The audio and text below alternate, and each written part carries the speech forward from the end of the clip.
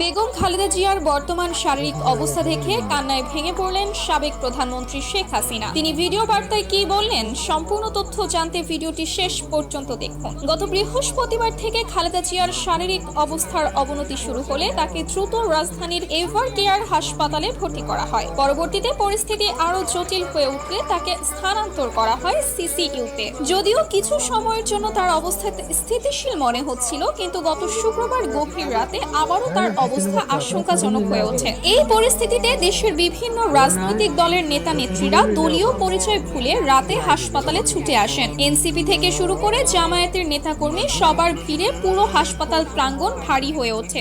এমন অবস্থায় শেখ হাসিনা এক ভিডিও বার্তায় খালেদা জিয়ার দ্রুত আরোগ্য কামনা করেন। তিনি বলেন, আমি বেগম খালেদা জিয়ার সুস্থতা কামনা করছি। এই মুহূর্তে আমরা সবাই রাজনৈতিক সম্পর্ক ভুলে তার জন্য দোয়া করি। তিনি দেশের সর্বস্তরের মানুষের প্রতিও খালেদা জিয়ার জন্য প্রার্থনা আহ্বান জানান। তবে এই সংকটময় মুহূর্তে কেন দেশে ফিরছেন না তারেক রহমান, তা জানতে স্ক্রিনে ভেসে ওঠা ভিডিওটি দেখতে পারেন। পরবর্তী আপডেট পেতে আমাদের সঙ্গেই থাকুন।